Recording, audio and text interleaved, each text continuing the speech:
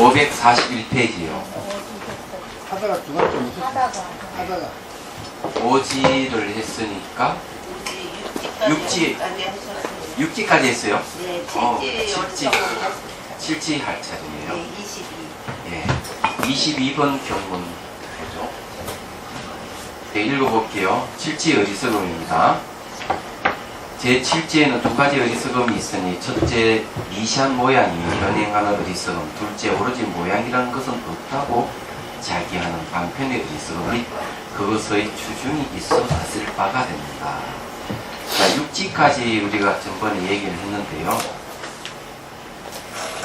잘 알다시피 이제 육지는 아주 중요한 부분이 있어요. 육지가요. 이 육지가 왜 이제 중요한가 하면은 잘 알다시피 이제 그 생사를 던지고 열반을 얻으려는 마음이 이제 오지부터 있어서 오지에서 그걸 이제 없앴습니다. 얘기하자면은 없앴는데, 육지가 이제 쉽게 얘기하자면은 소승의 8단계 중에서 8번째에 해당합니다. 아라한에 해당합니다. 그러니까 초지부터 팔지까지 따져보면은 수다원도 수다원가, 사다함도 사다함가, 아나함도 아나함가, 아라한도 아라함가 이러면 딱 되죠. 떨어지죠. 그래서 팔지까지가 되군요. 육지까지는 아직까지 완전히 아란이 아닙니다. 죄송합니다. 승기 급해가지고. 일단은 그 팔찌까지가 팔찌가 뭔가 하면은 이제 아라한에 아라한과에 해당하는 부분이다. 이래 보시면 돼요. 근데 어쨌든 그러더라도 이제 오지에서 열반에 나아가려고 그러고 이제 그 육지에서 반야바라밀 수행에서 끝이기 때문에 육지에서 이제 열반을 얻는 모양새가 있습니다. 근데 이제 칠지에 와가지고는 이제 그 두 가지 어리석음이 있는데요. 이 모양이 현행하는 어리석음이라는데, 이거는 무슨 말인가 하면은 진열에다가 초점을 맞추고 있지 않습니까? 진열은 모양이 없습니다. 초점을 맞추고 있는데, 아직까지 이제 완벽하게 완전 초점을 맞춰서 머물지 않았기 때문에 이제 미세한 모양이 현행하는 어리석음이 있고요. 둘째는 이제 모양이 없다는 자기가 있어요. 이제 진열이 머물다 보니까 모양이 없다. 진열은 모양이 없다는 거죠.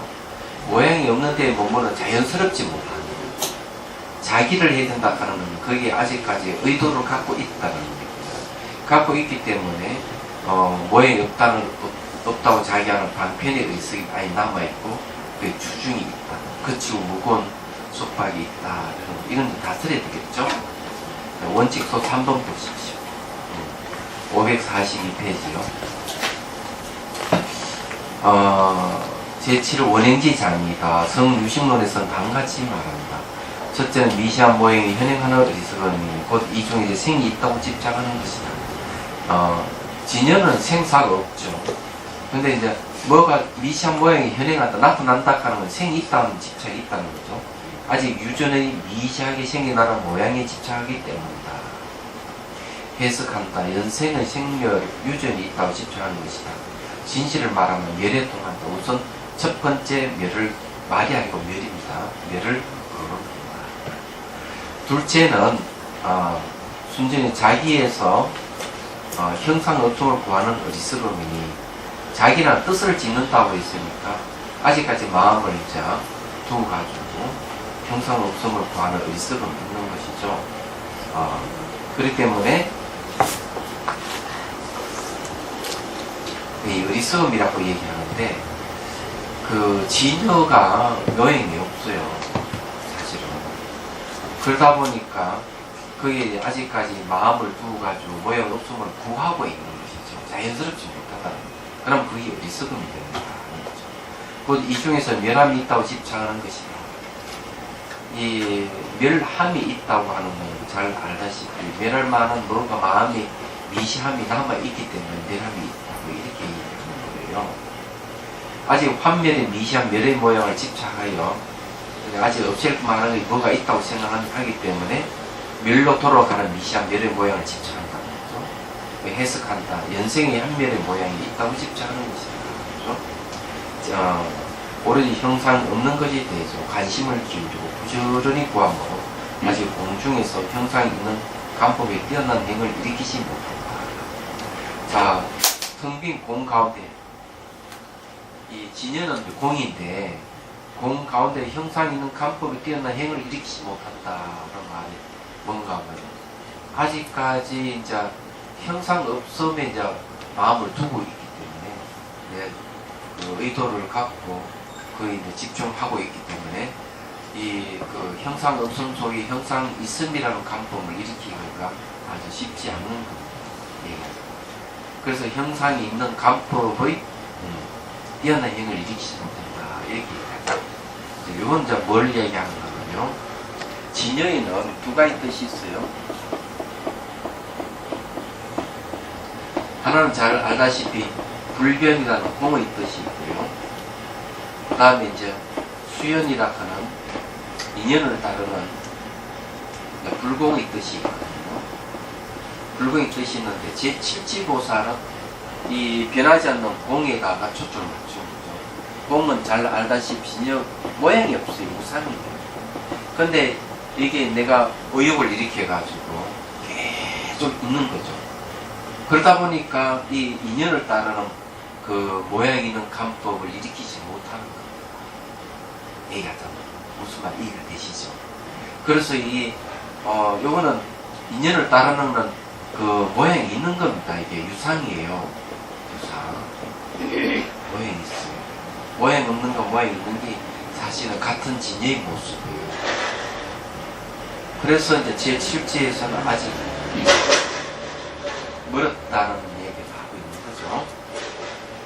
자, 곧 10가지 장애 가운데 7번째 미시한 모양이 현행하는 장애이다. 아주 미시한 모양이 현행하는 게 있거든요. 소위장 중에서 선천적으로 일어나는 것의 일부분이 생겨나고 멸함의 미시한 모양이 있다고 집착해서 현행함을 말한다. 그것은 제7지의 형상이 없는 성묘한 도를 자기한다. 제7지에 들어갈 때 물도 문이 영원히 담다. 이제 7지 딱 들어가면은 그때부터 뭐가 없는가 하면은 미시한 모양이 있다는 집착, 이게 그 미시한 모양이 현행한다는 의석은 이것이 소멸해버리는 거죠. 얘기합니다. 그렇지만은 이제 자연스럽지 못한 의석은 아주 있는 겁니다. 근데 요게 이제 추중이 있다 그랬죠.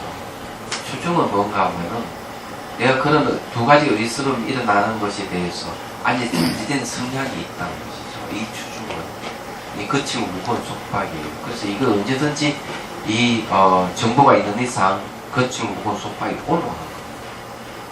그런데 이 추중에 대해서 얘기를 좀 하죠. 추중은 기본적으로 개인적인 자기 그 아리아식 속에 숨어있는 매우 개인적인 것이라고 생각할 수가 있는데 그렇지는 않아요. 얘기하는 거예요. 그렇지 않다 하는 거는 자, 이 신문이라든지 방송을 통해서 여러분들이 지금 한참 논란이 되고 있는 것 접하고 있죠. 8.15 해방을 거래해서 위안부 문제 그리고 이제 일본의 그 신사 참배 문제 이런 게 거론되고 있는데 이건 좀 가의사 문제거든요. 가의사 문제인데 그걸 추중박이라고 그래요. 이게 국가가 지니고 이걸 공업이라고 해요. 국가가 지니고 있는 거치고 무거운 속박을 우리는 아직 당하고 있는 것이죠.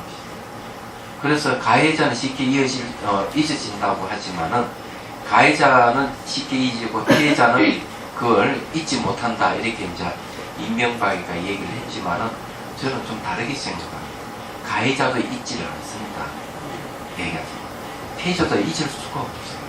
가해자가 쉽게 잊는다면은 일본의 거부 단체들이 있을 이유가 없어요. 가해자가 미리 잊는다.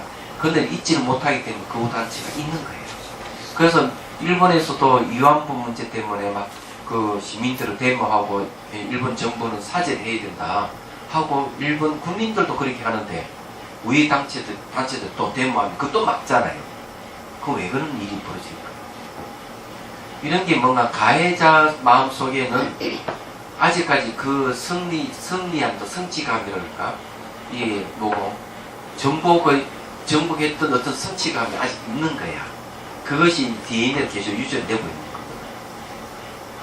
그러니까 그것도 뭔가 하면은 추중받을 수 있거든.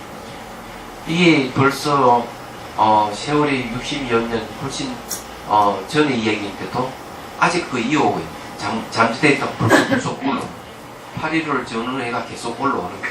이게. 그래서 이거는 공업이라는 거야.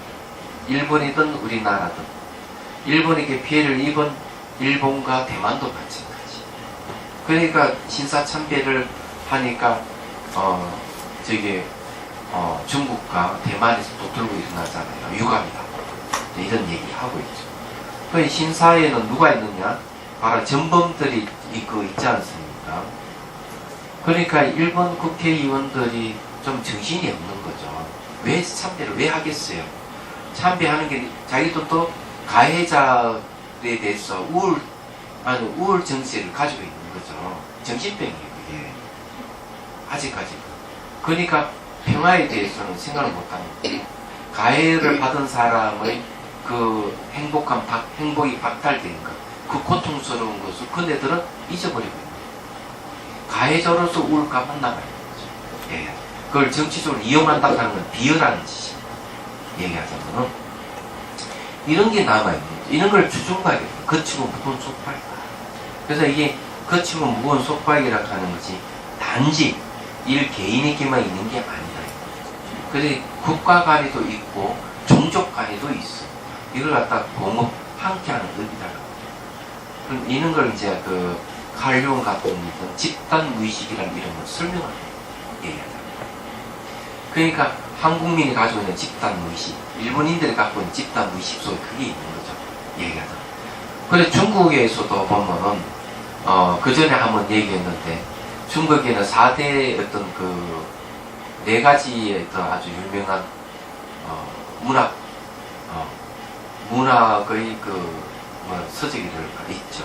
수호종, 삼국지, 홍루몽, 그리고 또 이제 하나는 서유기 있지 않습니까? 이게 4대인데 그 중국 언어 문학자가 하는 얘기가 어릴 때는 수호전을 읽지 말고 나이가 들어서는 삼국지를 읽지 말아라. 그 책들은 바로 지옥을 만든다. 지옥을. 그러나 그 책이 엄청난 영향을 줬거든요. 수호전이라든지 삼국지가 근무술수는 나무 정의를 해서 근무술수서 언제든지 윤리적인 문제를 안 지켜도 되는 수호전도 마찬가지죠. 그런데 이것이 지옥을 만드는 것이다. 그러면 이분이 하는 얘기가 이 엄청난 영향을 주기 때문에 아직까지 중국 사람의 마음속에 그게 남아있다는 이걸 추중박이라고 해요. 얘기하자. 거치고 무거운 속박이 언제든지 일어나는 거죠. 그게 잠재되어 있다고 올라오는 거예요. 그러니까 엄청난 영향력이 있는 것이죠. 이런 게 이제 여기서 말하는 그것이 주중이 있어 다스릴 바가 된다. 다스려야 되거든요. 그래서 수행을 하면서 점점 이런 것이 거치고 무거운 속박이 점점 줄어들지만 이렇게 성인의 경지, 칠지보살의 경지 이르더라도 그것이 남아있는 거죠. 그걸 어리석음. 조그만 불씨가 나한테 큰 불을 일으키듯이. 그래서 수행하면서 이런 것을 점점 없애가야 된다 하는 겁니다. 성인이라고 해가지고 완벽하진 않죠. 그런 겁니다. 자, 23번째 경문 봅시다. 제8지 어리석음입니다. 제8지는 두 가지 어리석음이 있으니 첫째, 모양 없음에 대해 인위적인 노력을 짓는 어리석음. 둘째, 모양에 대해서 자제하다는 어리석음이 그것의 추중에서 다스릴 바가 됩니다. 자, 모양 없음에 대해 인위적인 노력이라고 하는 건 7지에서 8지를 갓 올라오면 아직까지 인위적으로 모양 없음에 대해서 노력을 짓는 경우가 있어요. 그런데 이제 그 다음에 조금 더 지나면은 모양에 대해서 내가 자제하다는 어리석음을 하고, 왜 모양 없음에 대해서 머물고 있으면 모양 있음에 대해서 걸리지 않는 겁니다. 그게 이제 자제하다 하는 그런 자기 의성을 갖고 있다는 것이죠. 이제 그의 주증이 다스릴 바가 된다. 어제 우리 경선을 하면서, 예? 허공에다가 뭐 올릴 때. 허공에다 뭐 있자고? 뭐 올릴 때. 아니, 관계. 그거는 자 일부러 허공을 이 공성에 대해서 공성의 비유가 공이기 때문에 공을 비유해서 이 공에 대해서 비유를 통해서 상상함으로써 자기 마음의 공성이 무엇인지를 상기시키기 위한 하나의 방법이 지나지 않았던 거죠. 근데 어제 경선을 하면서 무예한 보살이 얘기했던 말을 잘 생각해보면 상당히 재밌는 말이거든요. 어제 이제 뭘 얘기했는가 하면 공에 대한 사유를 했을 때 공에 대해서 공성이 드러난다는 거지. 그때 사유할 때만 드러나는 거야. 사유할 때만. 사유하지 않으면 안 드러나는 공성에 대해서. 그래서 어제 제가 얘기를 했거든요. 공이 무엇이라고 사유를 해라 했던 이유가 그거예요. 그런데 이것이 뭐 어떻게 해야 되는가? 내가 사유를 하지 않더라도 바로 공이 드러나는 거예요. 사유하지. 생각만 하면 바로 공이 탁 드러나는, 공성이 드러나는 거죠. 그 다음에 이제 좀 더 지나면 어떻게 되는가 하면은, 이제는 내가 생각을 안 하더라도, 첫 번째 생각 안 일으키더라도 공성이 그냥 드러나 있는 상태로 얘기해요. 공성의 모양이 없는 겁니다. 그런데 첫 번째 일부러 공이 뭐라 하는 것을 상상을 하고, 두 번째는 사유를 하고, 그죠? 세 번째 가서는 이제 내가 이 공성에 대해서 생각만 일으키면 딱 나타나는 공의 상태가 돼가는 거죠. 예. 그렇지만 그때는 아직 내가 마음을 두고 있다. 자기를 두고 있다. 자기 한다는 뜻을 짓는다.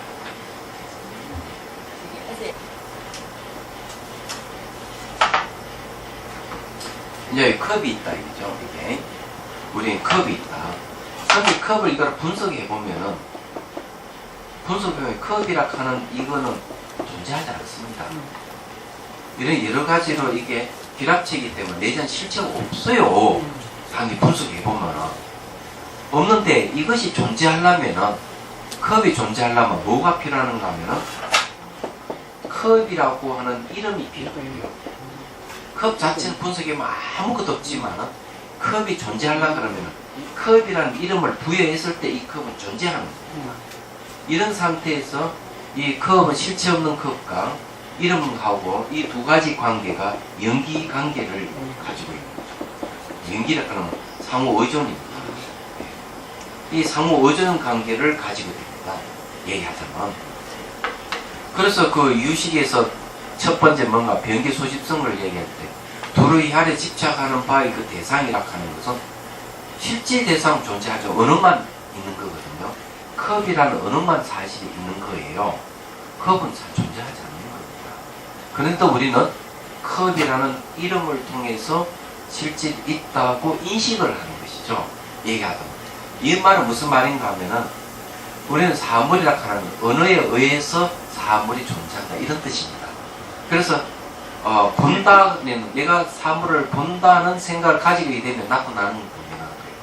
이렇게 내가 본다는 인식을 갖게 되면 사물이 나타난다는 것은 대성기신론에서 이 얘기를 하고 있어요. 업식 다음에 전식이 이제 주관이에요. 전식이 이제 업식에서 전식으로 넘어올 때 뭐가 생기는가 하면 이 주관에 의해서 현식이 생깁니다. 이제 그런 걸 얘기를 하는 거고 어제 이제 얘기하는 거는 거기다 초점을 둔 건 아니에요.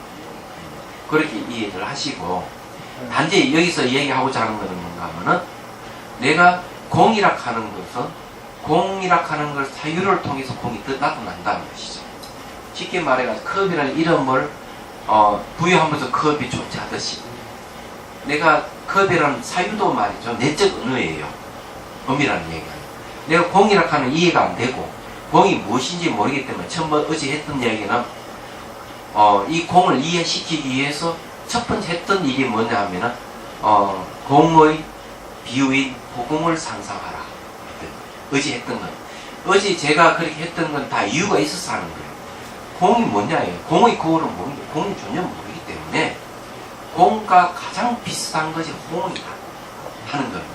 그래서 호공을 상상하게끔 하는 거죠. 그래서 우리가 하늘로 올라가서 호공을 보라. 이 호공이 우리 공을 닮았기 때문에 우리 마음의 본성이 공성이기 때문에 그래서 첫 번째 그렇게 했고 두 번째는 그렇게 해서 그 다음에 공의 사유를 해라. 공은 비어있다 하는 사유. 그러면 이거 내적 언어에 통해서 공이 드러난단 말이죠. 얘기하잖아.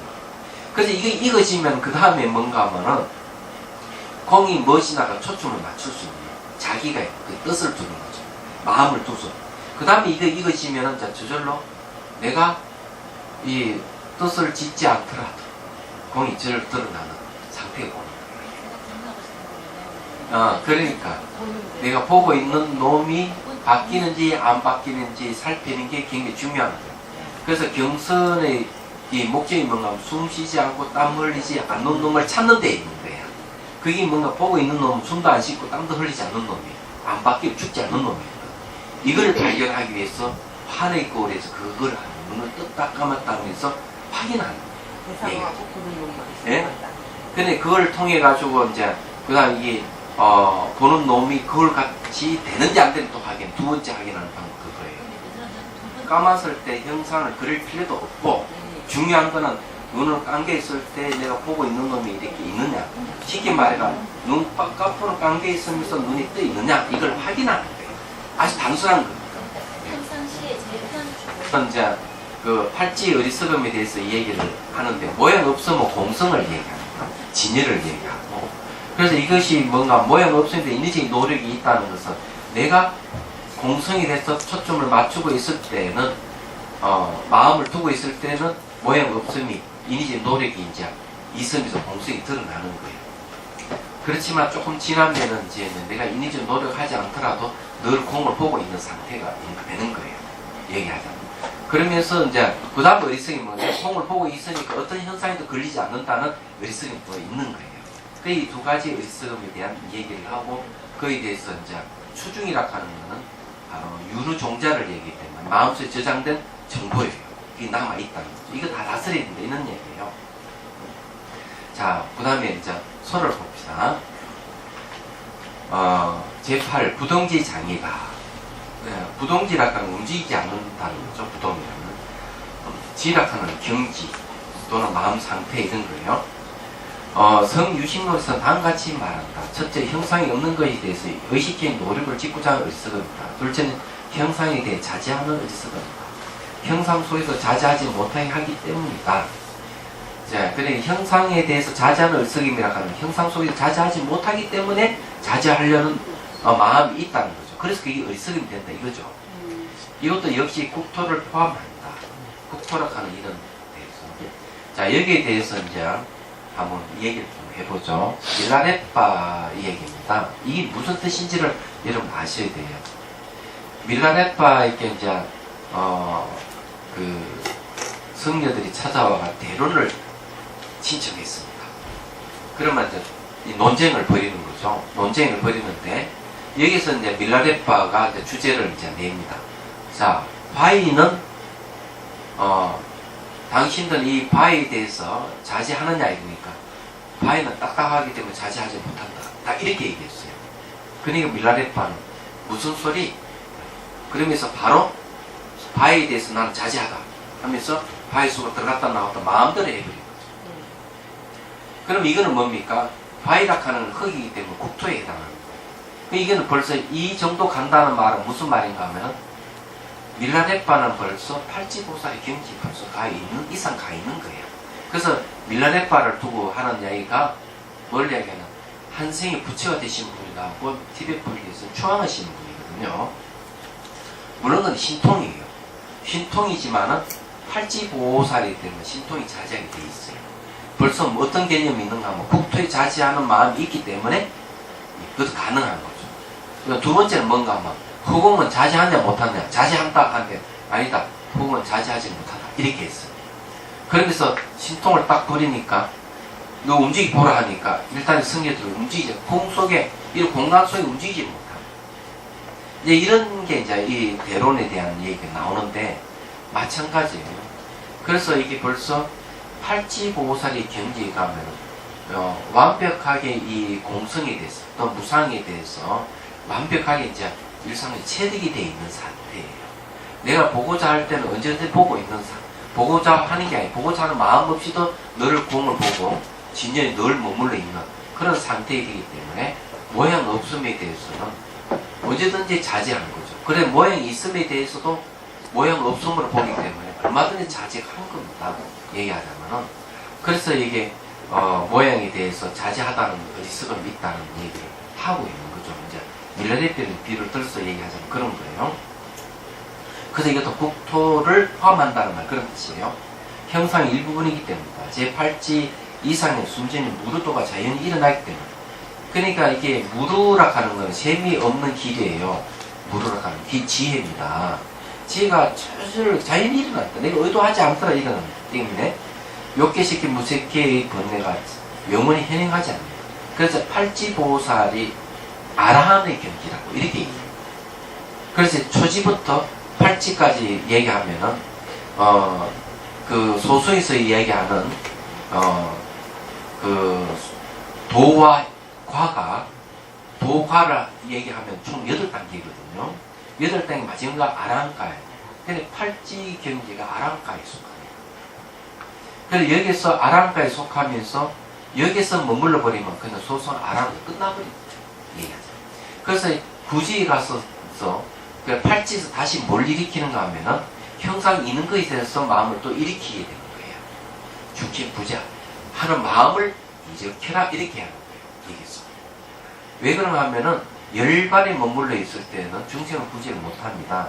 그런데 보살들은 열반에 머물지 않는 거예요. 왜? 중생을 구제하려는 연민심을 가지고 있기 때문에. 연민. 그래서 연민이 열반에 머물지 않게 합니다. 그것도 얘기했죠. 네. 세간에도 머물지 않게 하는 건 지혜다. 반야 지혜에 의해서 세간에 머물지 않게 합니다. 그러니까 보디사타바는 세간에도 머물지 않고 열반에도 머물지 않는 게 보살이다. 하는 얘기가 그래서 나오는 거예요. 그래서 여기에서도 이제 그런 의미.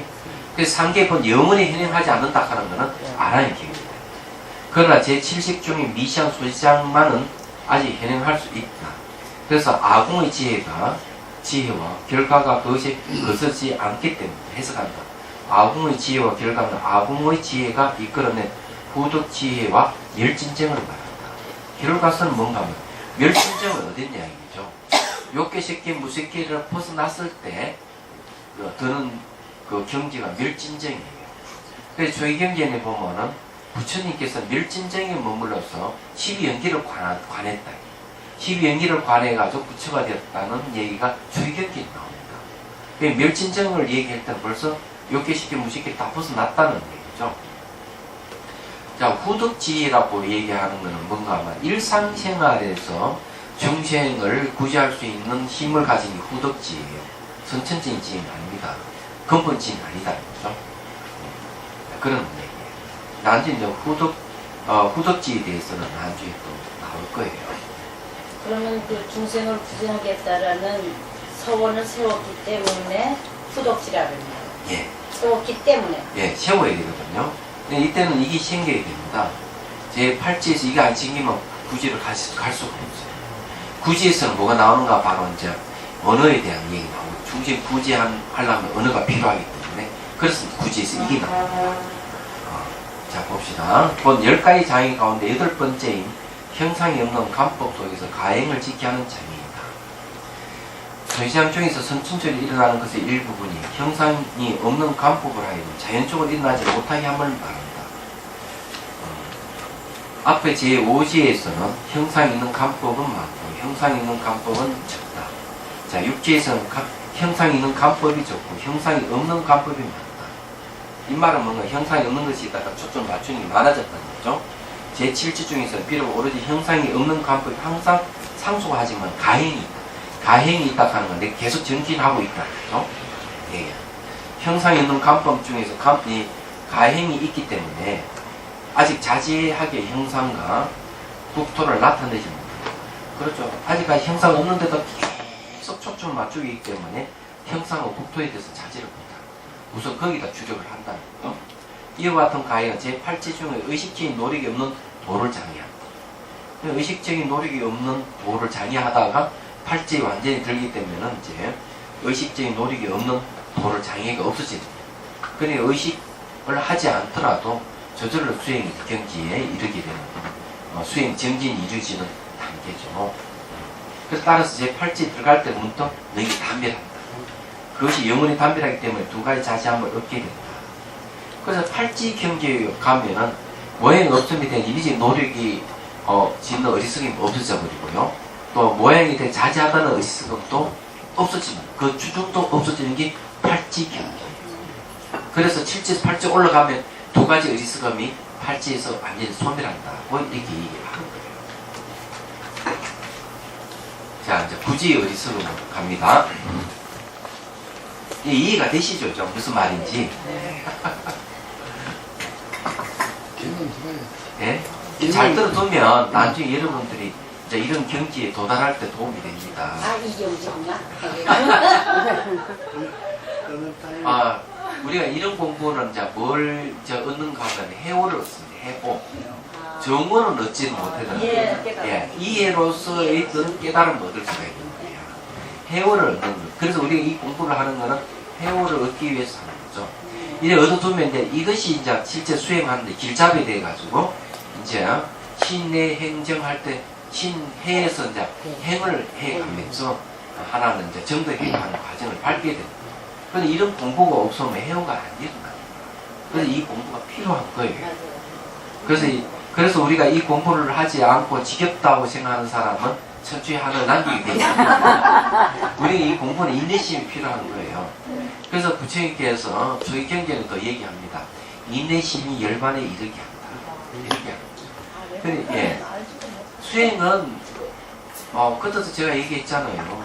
생리적인 것은 저각저각 해결되지만 정신적인 것은 반복 훈련이 필요한 거예요. 어쩔 수 없어. 그래서 법문 듣는 것도 반복 훈련 중에 하나에 들어간다 하는 걸 여러분 이해를 하셔야 됩니다. 우리 공부가 아래라시게 쌓이는 거죠. 그럼 쌓이는 거죠. 쌓이고 쌓이다 보면 폭발하는 거예요. 많이 쌓였잖아. 수기를 받아야지. 수기를 받아야지. 받아. 수만보살을 만나야지. 제9제의 어리석음입니다. 제9제에는 두 가지 어리석음이 있으면 첫째는 한량 없는 슬픔. 왜 슬픔을 하나 중심 구제해야 되니까. 그래서 이게 팔찌보살에서 거기서 머물러 버리면 아란이 머물기 때문에 안 된다 얘기하잖아요. 그럼 소속 아란에서 끝나버려요. 골치 아파요. 그래서 이제 여기서는 다시 이제 그 중심 구제하는 마음을 내는 거죠. 대비심이 필요한 거거든요. 그래서 한량 없는 법의 글귀와 문자, 최후의 지혜로 말하는 다란이에 있어 자제하다. 그래서 항상 이게 뭐고 본문도 잘해야 되지만 법의 글귀나 문자에 대해서 해박하고 잘 알아야 돼요. 이 중생구제 하는 데는 이게 없으면 안 돼요. 방편으로라도 배워야 하는 이유가 그건 잘 안다고 해서 공부를 안 하고 하면 뭔가 중생구제 할 수 없는 어리석음에 빠져버리는 이유가 그게 이 방편을 배워야 하는 이유가 그래요. 그래서 이제 자제하다는 어리석음. 둘째, 설법을 잘하는 재주가 자제하다는 어리석음이 그것의 주중이 있어서 다쓸 바가 됩니다. 자, 법문을 자꾸 하다 보면은 이 법문을 너무 잘하는 재주 있게 되죠. 그만 거기에 또 빠져버리는 어리석음도 생깁니다. 항상 뭐든지 그런 거예요. 얘기하자면. 이게 오만이죠? 예, 그렇죠. 그런 어리석음도 없애야 됩니다. 이 팔찌보살이 아란이다 했는데 저는 옛날에 초지가 아란이라고 생각했어요. 예, 초지가. 왜 그러냐면 그런 비슷한 구절도 있었습니다. 보니까 막 헷갈리고 이러는데 아란도 종교가 참 많더라고요. 그런데 이제 여기 내용을 보면은 팔찌가 이제 아란이 경기구나 하는 걸 알게 됐습니다. 알게 됐는데 어쨌거나 굉장히 헷갈렸다는 생각을 해요. 초지가 아란이. 왜 초지가 성인이 경기에 들어가니까. 그래서 그런 구절도 있고 해서 헷갈리고 이러는데 이것도 정리할 필요가 있다. 그래서 경론을 많이 봐야만이 헷갈리지 않는다. 그런 사실을 또 알게 됩니다. 왜냐하면 논술에는 이렇게 기술할 때도 있고 저렇게 기술할 때도 있고 하기 때문에 정확하게 이 해석이 필요하거든요. 그게 통일이 돼요. 예, 맞아요.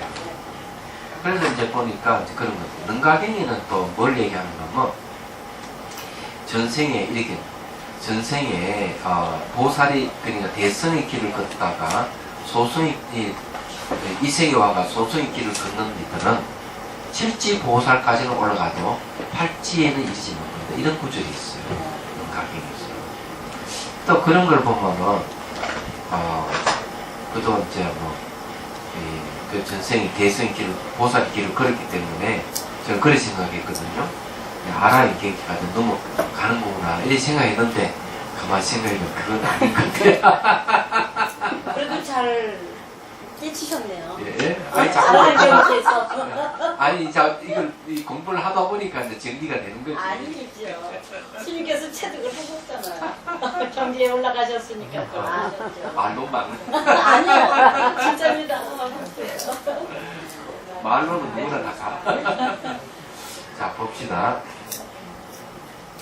제9 선해지의 장이다. 성유식론에는 한 가지 말한다. 첫째는 선해지 많은 법문수 많은 명칭 문구 글자 세 번째 지혜의 언어를 모두 지녀서 자제한 것의 어리석음이다. 이 왜 이게 어리석음이 속하는가 하면은 결국은 이제 이것도 하나의 경지에 지나가는 경지거든요. 불지에 가면 전부 다 갖추기 때문에 이제 이렇게 막 갖추려는 마음을 안 내도 되는 거예요. 네. 설해진 많은 법문을 모두 지녀서 자제하다는 것은 온갖 교법의 의미 걸림없는 이해를 말한다. 그 표현의 대상을 모두 지내서 자제한 것이다. 하나의 의미에서 모두 의미를 나타내기 때문이다. 수많은 명칭, 문구, 글자들을 모두 지내서 자제하다는 것은 온갖 교법에 걸림없는 이해를 말한다. 권능이 표현한 것을 모두 지내서 자제한 것이다. 하나의 명칭, 문구, 글자 중에서 모든 명칭, 문구, 글자를 나타내기 때문이다. 이게 전부 지혜입니다. 그죠? 세 번째 지혜 언어를 모두 지내서 자제하다는 것은 모두 말에 걸림없는 이해를 말한다. 곧 음성이 점전하여 해석하고 설명한 것을 모두 지내서 자제한 것이다. 하나의 음성 속에도 모든 음성을 나타내기 때문이다. 대단한 경지예요. 둘째는 변제가 자제하는 것의 어리석음이다. 변제가 자제하는 것은 법을 설하는데 걸림이 없는 이해를 말한다. 변제라고 하는 말하는 솜씨가 되게 뛰어나다는 거죠. 근기의 적절함을 잘 통달했어요. 이 근기의 적절함이란 상대의 근기입니다. 상대의 근기의 적절함을 잘 통달해서 그에 맞게끔 훌륭하게 말하기 때문이다. 어리석음이 있는 이 네 가지 자점을 장애하기 때문이다. 모두 이 중에 제9의 장애에 포섭된다. 자, 여기 어리석음에 대해서도 말씀드리죠. 뭐가 어리석음이냐? 흔적을 얘기해요. 흔적을. 초기 경전에서 그런 얘기를 하는 겁니다. 분명히 아란의 경지에 왔는데 아남에 머물러 있으니까 왜 아남에 머물러 있을까? 아란이라고 생각하는데 하고 부처님께 질문을 하니까 부처님이 하시는 말씀이 너는 아직까지 그 아란이라고 하는 향기를 가지고 있지 않느냐. 향기 맛이 없어야 진짜 아란이다. 그런 게 남아있는 거죠. 아직 흔적이 남아있는 걸 어리석음이라 여기서 말하는 거는. 그래서 어록에도 제가 그때도 얘기했지만 신령스러운 거북이는 흔적을 남기지 않는다. 보통 거북이가 자기 흔적을 남기기 때문에 붙들리거든요. 근데 흔적을 남기지 않는다 하는 자기 가면서 뒤에 흔적을 다 지고 가기 때문에. 이 어리석음 조금이라도 미세한 흔적이 남아있으면 다 어리석음이에요. 이 자제하고 이러는 게 이해하는 게 얼마나 좋으냐. 그렇지만 여기에 대해서 내가 잘한다. 조금이라도 어리석음이 조금이라도 흔적이 남기면 어리석음이 된다는 걸 그래서 얘기를 하고 있는 것이죠. 그럼 이해가 되시죠? 네. 이해는 되지만 그 자체가 굉장히 진짜 부처님 굉장히 흔적이 있대요. 예. 뭐라 표현할까? 에로는이죠. 예, 그렇죠. 그래서 수행을 해야 됩니다. 사실 그 어리석은 맛에 사는 거 아니에요? 우리 중생은. 맞아, 어리석은 마음에 살죠. 아니, 저도 보면 이제 법문을 하다 보면은 내가 잘 안다는 그런 그 교만에 빠지는 경우가 있어요. 네. 그러니까, 그럴 수 있죠. 예, 그러거든요. 야, 잘했다. 야, 내가 이렇게 잘 아는데 너 안 되나? 이런 식으로 말이야. 그런 교만이 그게 어리석음이 표현이에요. 예. 알겠습니다. 그러니까 교수들이 그런 게 다 갖고 있거든요. 아이, 그게. 알았습니다.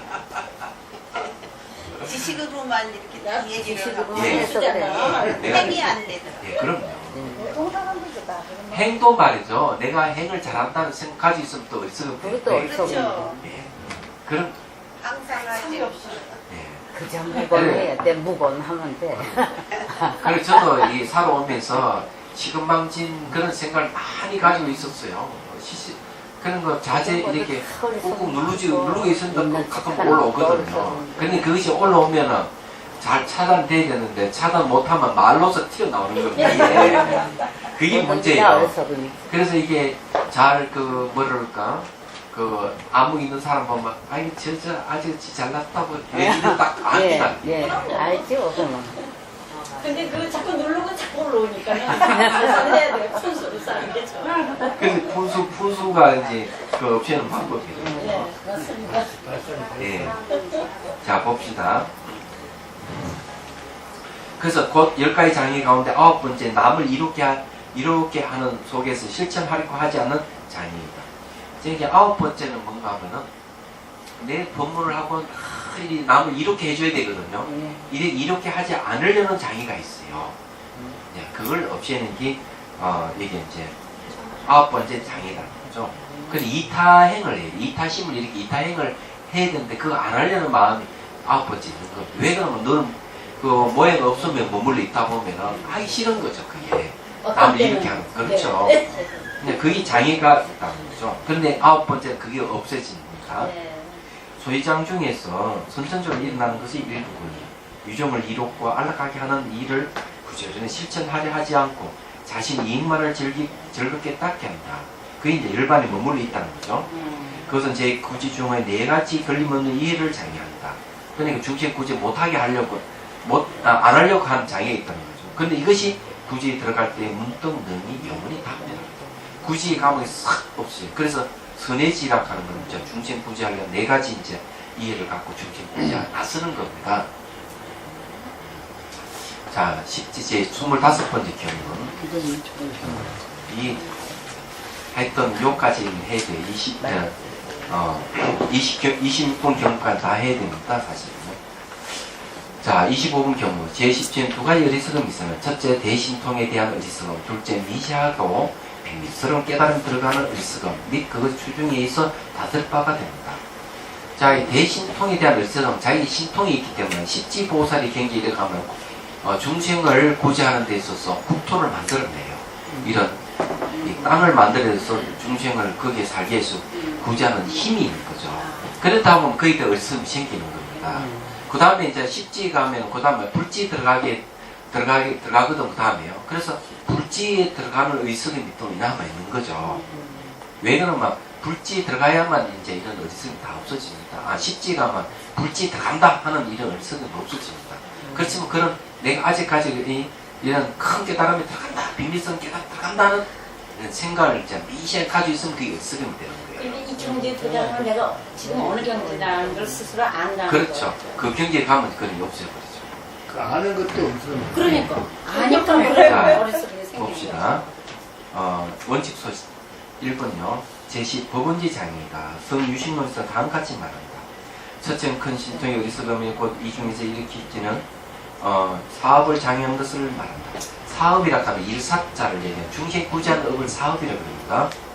둘째는 미시하고 비밀한 것을 깨달아 들어가는 어리석음이 곧 이 중에 큰 법의 지혜, 구름 및 함장된 것을 장애한 것을 말한다. 법원지는 큰 구름을 얘기하는데 큰 구름을 뭘 얘기하는가 하면 중생을 구제하는 지혜의 구름이에요. 얘기하죠. 다른 게 아닙니다. 또 다르게 얘기하면 그걸 자비 구름이라고도 합니다. 자, 곧 10가지 장애 가운데 10번째 모든 법 속에 아직 자제한 걸 얻지 못하게 하는 장애이다. 소유장주에서 선천적인 것의 일부분이 모든 법에 대해서 자제함을 얻지 못하게 함을 말한다. 그것은 제10지 큰 법의 지혜의 구름 및 함장된 것과 일으키지는 사업을 장애한다. 제10지에 들어갈 때 문득 능이 영원히 단멸된다. 10지에 딱 들어갈 때는 이런 큰 지혜의 구름 및 함장하는 것을 일으키는 사업을 장애하는 것이 있어요. 그러니까 10지에 들어갈 때 말이죠. 큰 지혜를 일으키가 중생을 구제하는 마음 이게 이제 있어야 되는데 10지 들어갈 때 이걸 장애를 하는 거예요. 그래서 딱 10지 올랐으면 이게 싹 없어져 버린다. 그죠? 그래서 이제 이 십지의 어리석음이 십지에 들어가면은 없어진다는 걸 얘기를 합니다. 규칙에 어렸어. 예. 그래서 지혜는 막 구름까지 이렇게 중생구제를 하는 거죠. 내가 이렇게 구제하고 있다. 예. 아니, 구지에서는 이제 중생구제하는 네 가지 이제 힘을 가지고 있거든요. 그렇지만 이제 부분 되다가 부분 되는데 십지에 가면은 이제 막 중생들 한 번에 구제할 수 있는 힘이 생기는 거야. 그렇지만 이게 굳이 십지에 들어갈 때는 한 번에 중생 구제할 수 있는 이 힘이 장애하는 어리석음이 있는 것이죠. 그러니까 그렇게 예. 한다는 예. 구제할 수 있는 힘이 있다는. 힘이 있는데 네. 그런 힘을 장애하는 게 부지에서 십지에 들어갈 때 있다는 거죠. 그래서 십지에 딱 들어가면 그게 없어지고 있어 부분지가 생겨 중심 한 번에 탁 구제하는 이런 게 있는 거예요. 그 다음에 이제 그래 하다 보면 이제 비밀서 깨달아 들어가는 뭐 그런 장애를 또 일으키는 게 두 번째. 이 두 가지가 다 없어진다 이 말이에요. 자, 26번. 여리지 어리석음. 여리지에는 두 가지 어리석음이 있어요. 첫째, 알아야 할 모든 경기에 대해 극히 미시하게 집착하는 어리석음. 둘째, 극히 미시한 장애 어리석음 및 그거의 추중에 있어 다스릴 바가 됩니다. 자, 이게 알아야 할 모든 경계에 대해서 극히 미시하게 집착하는 어리석음이란 말은 무슨 말이냐? 일체 종지에 대한 어리석음을 얘기합니다. 미시하게 이게 알아야 할 경계를 알아야 할 모든 경계에 미시하게 집착하는 어리석음이 있는 거예요. 자, 일체 종지라 하는 건 무슨 말이냐? 자, 정각의 다른 이름이 일체 종지예요. 일체 종지. 일종지라 일체 모든 걸 다 아는 지혜를 얘기해요. 그게 이제 바른 깨달음을 얘기하잖아. 그러면 이 일체 경계라 하는 게 뭐냐 이죠. 여러분 잘 알다시피 이 일체 경계가 뭐냐면 자기 마음이에요. 마음. 그래서 마음을 알면 일체 경계 다 아는 거예요. 마음을 알면 일체 경계 다 알기 때문에 일체 종지라 하는 거예요. 얘기하잖아. 우리가 객관계 보여드리는 이거 전부 자기 마음이에요. 마음의 표현이에요. 그렇기 때문에 자기 마음을 알면 이체 모든 우주 산나 다 아는 거예요. 근데 거기에 대한 미시하게 집착하는 게 남아있다면 바로 이 여리지의 어리석음이에요. 근데 이게 여리지에 딱 두드러면 이게 없어버려요. 얘기하잖아. 자, 두 번째는 극히 미시한 장애 어리석음. 극히 미시한 장애 어리석음도 이제 바로 여리지 어리석음인데 여리지에 딱 도달하면 이것도 없어지는 거예요. 그리고 그게 이제 추중이라 하는 거는 여기서 말하는 그 유료 종자죠. 이런 종자가 없어져 버린다. 그죠? 그래서 거기에 이제 선남자야. 이 22가지 어리석음과 11가지 추중으로 인하여 모든 지혜를 안립하며 그래야 안육따라 삼박삼보리가 그것들의 얼매임을 떠납니다. 그래서 여리지혜가 가지고 안육따라 삼박삼보리를 완전히 얻어서 모든 얼매에서 벗어난다는 거죠. 그러면 원칙수 2번 봅시다. 여리지입니다. 유성유식론에서는 다음같이 말합니다. 첫째는 모든 인식 대상에 대해서 매우 미시하게 집착하는 어리석음, 곧 이 중에서 미시한 소시장입니다. 소시장이라고 하는 건 알바인 대상이 되는 어리석음인데 알에 대한 어리석음이에요. 알을 장애하는 어리석음을 소시장이라고 합니다. 둘째는 매우 미시하게 장애하는 어리석음이 곧 이 중에서 자연히 일어나는 모든 번뇌장의 종자이다. 이 번뇌장의 종자가 있네요. 그렇네요. 번뇌 소시장의 종자가 아직 남아있는데요. 따라서 대성아비 달마 잡지론에서 보주를 정득할 때 단박에 번뇌장과 소시장을 단멸하여 아라한이 되고 열애가 된다고 말합니다. 대열반과 대보리를 정득하기 때문입니다. 자, 소시장의 종자와 그 번뇌장의 종자라 하는 것이 십지보살의 때도 아직 남아있다가 건강유정 여리지 들어갈 때 이것이 다 소멸돼 버리거든요. 그래서 들어갈 때 소멸하기 때문에 들어가서 나온 자리가 뭔가 하면 여리지예요. 여리지 도달하면 이제 번장과 소장의 미시한 이 종자까지도 그 시야까지도 완전히 없어진다 이런 뜻입니다. 곧 10가지 장애 가운데 10번째 장애에서 별도로 하나의 장애를 개설하는 것이 되다. 그러므로 성유식론에서는 다시 이렇게 말합니다. 이 지위에서는 법에 대해서 자정을 얻긴 하지만 남에 있는 장애가 있으므로 아직 체극이라 이름하지 않는다. 이름은 선천적으로 일어나는 미시한 수장이 있고 자연히 일어나는 번뇌장의 종자가 있다. 따라서 건강 유정이 현현할 때 그것들은 모두 단발이 꺾고 열리지 들어간다. 제가 말하는 맞죠? 그는 건강 유정이라고 얘기하면 건강에 비유되는 선정이에요. 건강 깨지지 않는 선정을 해요. 이게 이제 십지 마지막에 나타나는 거예요. 근데 여기서 다 끊어버리는 거죠. 근데 건강이라고 하는 거는 다른 걸 다 부순다는 그런 뜻도 단단하기 때문에 다른 것도 다 때려 부숴버려요. 건강이란 말.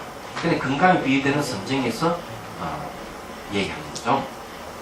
자세하게 여러 교의를 인용하여 갖춤은 별도의 장가 같다 했어요. 자, 제3 원칙소 이하는 제3 의석음에 대해 의미를 말하는 것이다. 이 두 부분이 있다. 먼저 의석음성의 의미를 말함을 받고 다음에 깨달음이 모든 속박을 예임을 찬단하는데 이것은 곧 전자에 해당됩니다. 이른바 11가지 지혜를 안입하고자 하는 모든 의성과 11가지 유루종자를 말합니다.